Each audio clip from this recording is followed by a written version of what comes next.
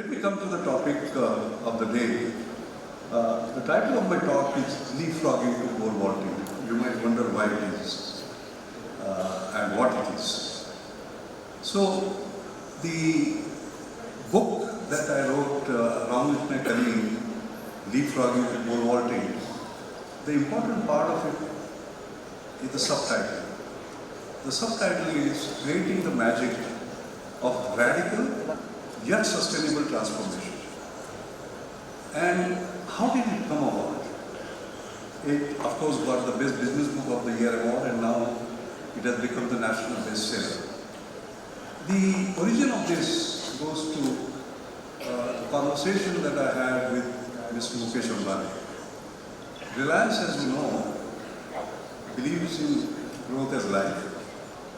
As you know, Vibhushan Ambani was a petrol pump attendant in Delhi, and today Reliance is #1 company in India, $250 billion market cap, and within 3 to 4 years they will be up to $1 trillion market cap. And growth is life is their motto. And then he created a Reliance Innovation Council under my leadership, which had Nobel laureates like John Marie, Nobel laureate like Bob Kraft, C.K. Prahlad, a great thought leader, George Whiteside from Harvard, and so on. And we used to have discussions after our meetings were over, one-on-one. And one day, Mukesh told me, he said, Doc, we must leapfrog to something. So I asked Mukesh, do you know why the frog leaps? The frog leaps because he's afraid of the predator and jumps a few feet. I said, should we be afraid of our competitor and jump a few feet in defense? Or should we pole vault? The size of the pole is the size of your aspiration. All right, and you can go far. And he loved it, and we created a program called Beyonders, a leadership program of Beyonders. People were able to think beyond the realms of possibilities and achieve targets. Their only job description was making impossible possible. That's it. So we created such 100 innovation leaders, setting unbelievable goals, challenging their conventional wisdom, getting ordinary people to do the extraordinary things, suffering from divine discontent, and converting adversity into opportunity. This is what we did, and we supported them.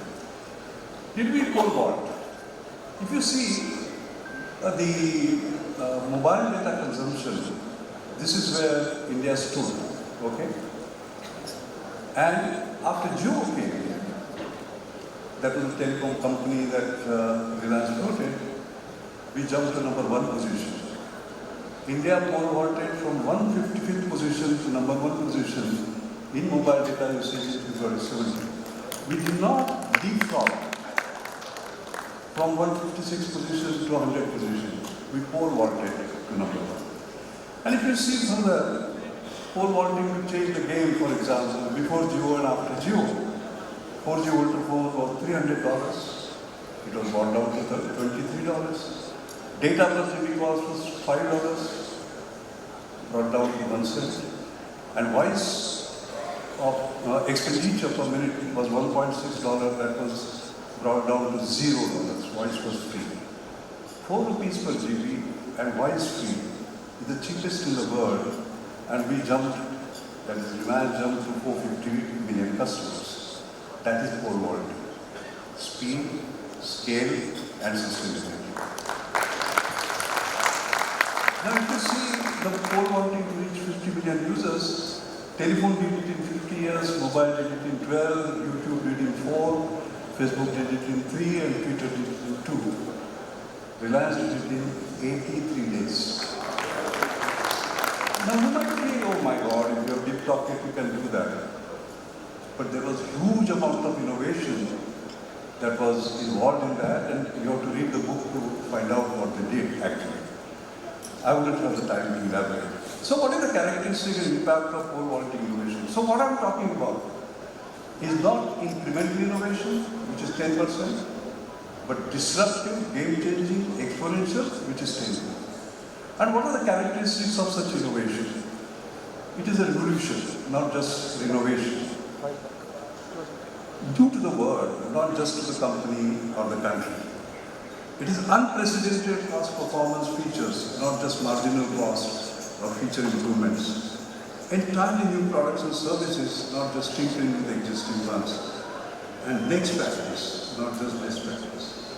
You might wonder what it is. I am not a great believer in best practice, because then you are following somebody. I am a believer in next practice, because then you are creating the next practice which will become best practice for others. Now you will say, no, that looks ridiculous, that is not possible. But let me tell you about how this has been made possible.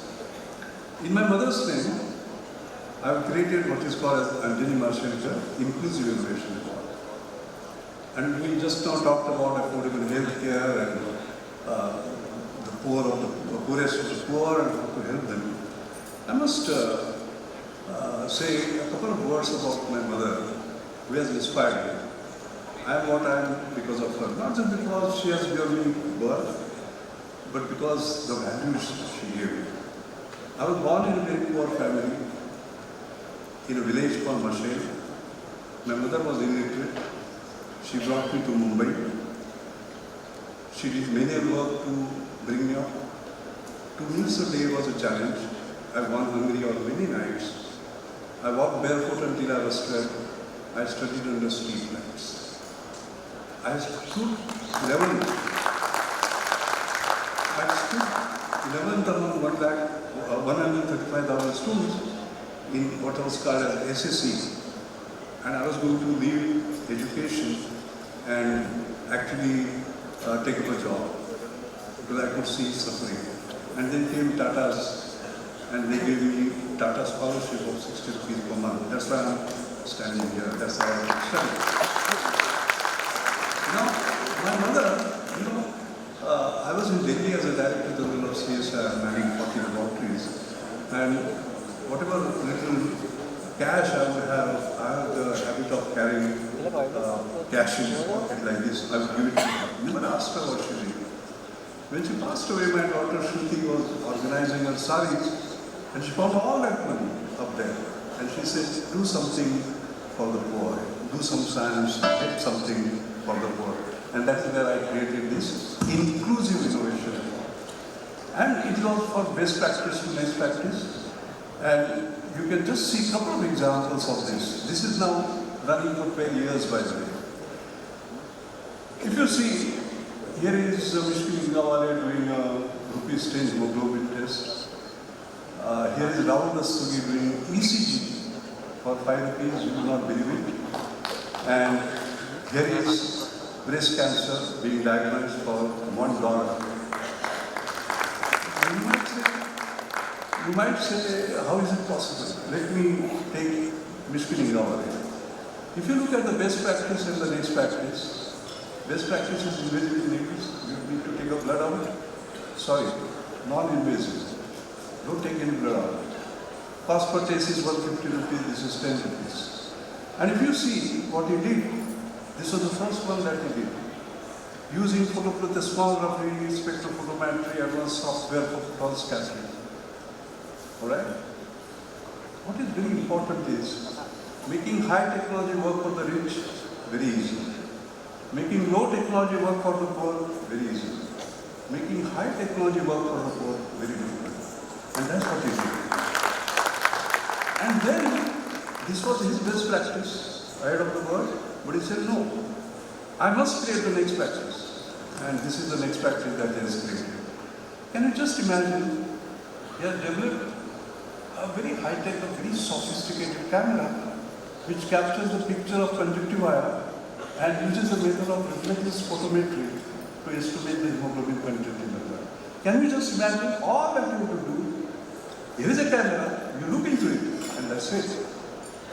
Can you imagine the rural transformation in health? Just put 4 or 5 cameras, and this is basically done. And this is benefiting now millions of people in villages. Look at ECG. What is the best practice? You go and lie down and there are leaves developed of you. What is the next practice that he created? He created a device which looks like this, basically. You put your two thumbs on it for 15 seconds, and then there is a sensor at the end. This is your heart. 15, 15, 15 seconds, 15, 15, 15 seconds. And if you have downloaded an app for Sanket, it actually goes to you. And therefore, if you see, this was Sanket 1 that he created, portable credit card. 200,000 devices have been sold in 8 nations, and it has been all, by the way, FDA approved, US certificates, patents, and this is Sanket 2.0. You can see now medical grade ECG can be obtained. This is transformation. You look at next one example I'll give, best practice to next practice in breast cancer screening, for example. What is the best practice? Mammogram, painful, right? And here is a $1 non-invasive testing. This is a low-cost tactile sensor that measures tissue stiffness difference in real time, ultra-portable, accurate, minimal training, wireless, cloud connected. And you would say it looks like a toy. Come on, what are you talking about? I'm very proud to tell you that it is going to 25 countries. And with partnerships with GE Healthcare to make early detection. Can you just imagine this non-invasive method, what it can do for cancer detection in rural villages and all over the world? One more point I want to make is that somebody, while I was writing the book, asked me, how do you assure that when you pole vault, you don't break your back? And therefore, the chapter 3 actually describes how do you make sure that you succeed in the innovation that you're doing. And that is the characteristics. It has to be affordable, scalable, sustainable, universal, that will be user-friendly, resilient, and excellent. Most importantly, it has to be distinctive, not me too. And if you see sustainability, it has a number of pillars. Economically, it has to be sound in terms of the business model. You can't depend upon subsidies because governments come, they go, subsidy change. No, it has to be robust. Environmental, because environmental laws are becoming more and more stringent, so as to say. Society must accept it. And finally, it can change with politics. It can change with policies. And assured, therefore, is not a static but dynamic matrix. It changes with time. If you just see Jio, since I mentioned, is it affordable? Yes. 4 rupees per GB, voice free. Is it scalable? Yes. 450 million customers. Is it sustainable? Yes. Is it profitable? Is it universal? Yes. Look at these two ladies. Nothing common between them. See the difference. One is a very poor lady, another one maybe driving a Mercedes. Is it rapid? Yes. I showed to you in 83 days. It made a difference. Excellent, yes. When 2G and 3G was prevalent, 4G and LTE technology, the latest was given, and so on. So I think this assured application is mapping for innovation ecosystem has spread around the world now. When our Prime Minister had created Swachh Bharat Mission, Clean India Mission, he had created a committee under my chairmanship to select the best technologies from around the world for drinking water and sanitation. I started using it. And now it has spread to venture capital companies, investors, big companies like Tata Consultancy Services, incubators, and so on and so forth. They use that matrix to see whether the innovation will be affordable.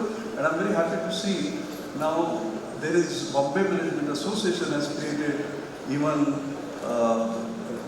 an award for Assured Enterprise of the Year. So this matrix is spreading. So when I talk about pole vaulting, don't worry. You can take care that you land safely by using this Assured framework. So beyond us, what we need actually, how do we create pole vaulting leaders? I think normally when we look at outlandish ideas, there are always challenges with mindset. Oh, it's too risky. Suppose it fails. Impossible, never done before. Somebody has tried it already. And if you have good English, you will say, let me play devil's advocate. But you mean the same, I'm scared. Alright? Now you need to create new leaders. We have none of these.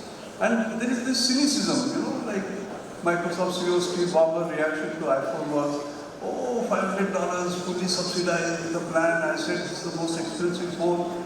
It doesn't appeal to business customers because it doesn't have a keyboard, which makes it not a very good email machine. He was looking at it as an email machine, and today each one of you is sitting with an iPhone.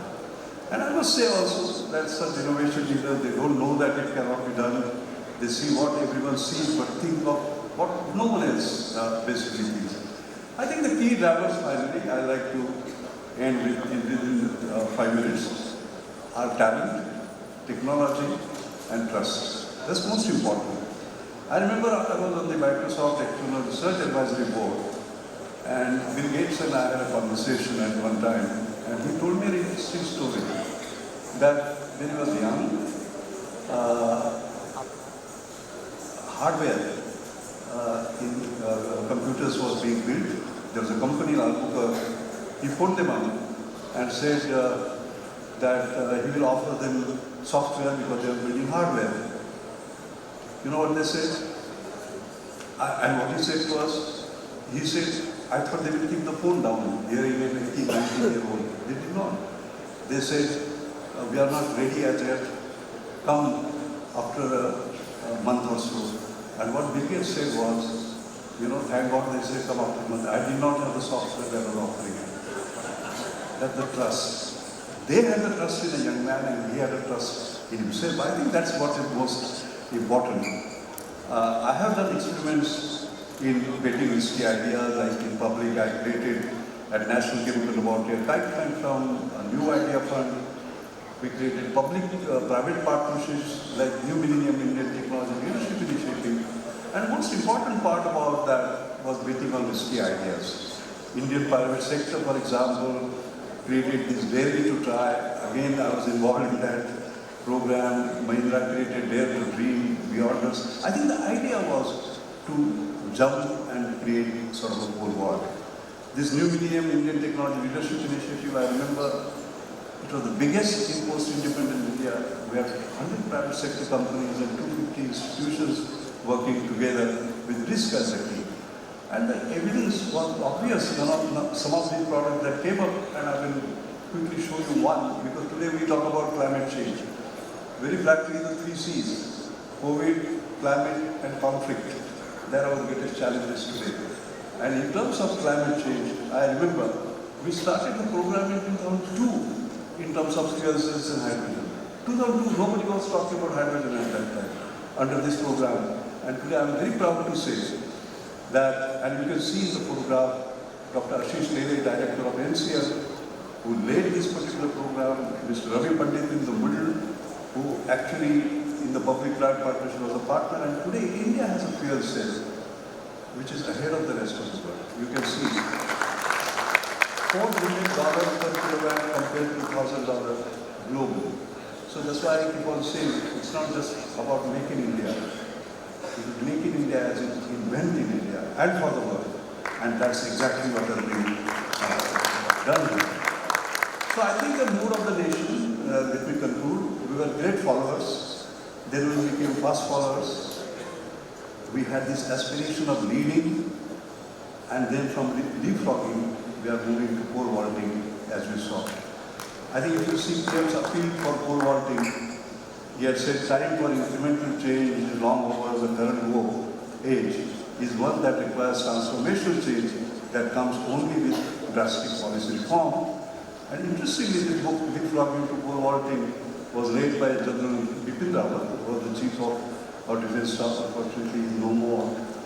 And in an interview he had said, time has come to move from leapfrogging to pole vaulting to solve world's problems that are imminent today in front of us. And we have done that. Like, for example, India pole vaulted towards faster LED. LED is light emitting diode penetration, which reduces carbon footprint 0.2% to 88% in 7 years. It's a record.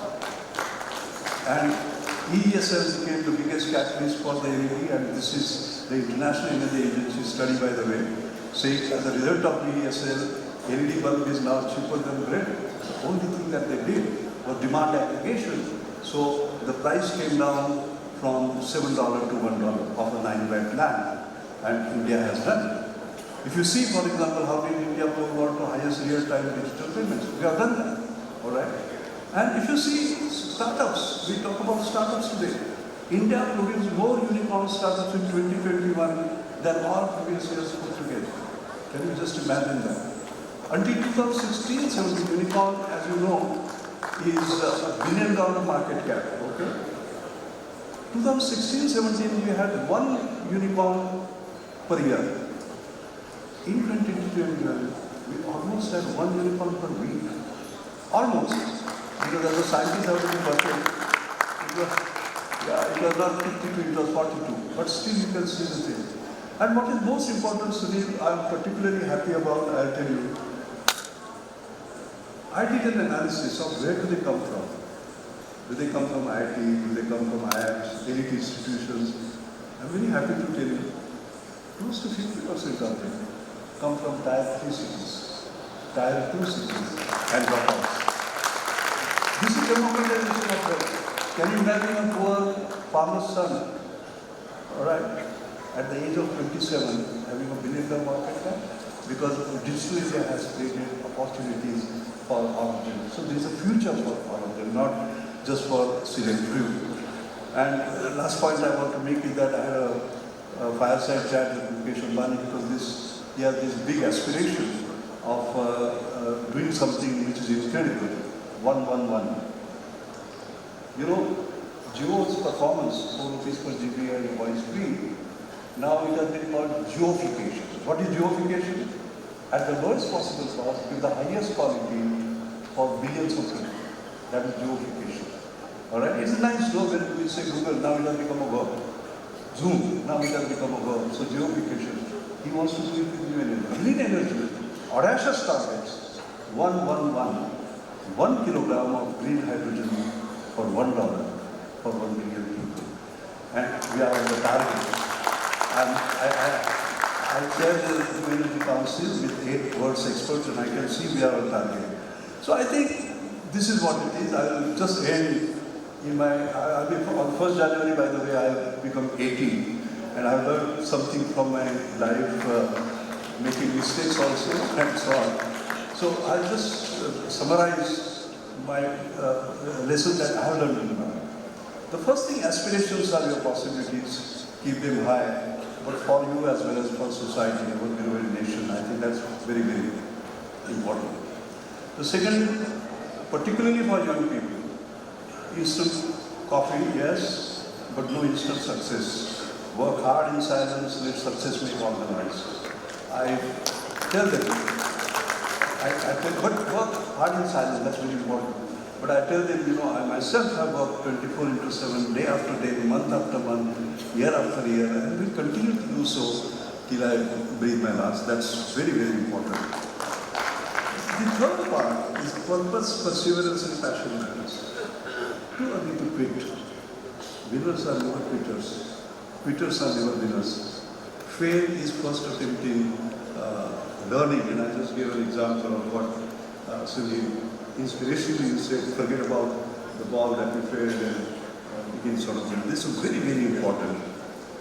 When doors of opportunity that we keep on knocking, don't open, create your own doors. If I had time, I would have given stories from my own life, how I changed my fields when I came, how poor were the conditions. All right, and I said, what will I do? I mean, when the first equipment will take 2 years, I said, what is the equipment God has given me? This. And I changed my field to modeling and simulation, and within 5 years, I was able to get the highest science prize of India, Bhatnagar Prize. Had I just kept like that, for that door to open, it would not have happened. So, create your own doors. And finally, there's no limit to human endurance, no limit to human achievement, no limit to human imagination, excepting the ones that you put on your mind. And here is a little story. Professor Sianaga, who is the Bharat Ratna, by the way, he is my guru. I became fellow of our society. I was telling Sujit, this is the highest honor after Nobel Prize. You signed in the same book that Newton has signed. And in 360 years, there are only 2 engineering scientists who are alive who have signed that. One is my guru, Professor Sharma, and second is myself. I remember I called Professor Sianaga and said, sir, I have become FRS. I thought he will jump with joy. You know what was his response? Not bad. Then I became American Academy of Arts and Science, you know. 1870 it was established by George Washington and Benjamin Franklin, and a whole range of people, Winston Churchill, and a whole range of people have become, and only 7 Indians have become. I was the 7th. I called Professor Rao. Once again, his response was not bad. Then there is something else. And then at the end I asked him, I got upset. Because each time they will say, no, not bad. I said, sir, what do I have to do in order to impress you? And you know what was his response? His response was, he said, Mashelkar, you are climbing on a ladder of excellence, which has no limit, except in the limit that you put on yourself. Alright? And what it means is that no matter what you get, you have to say,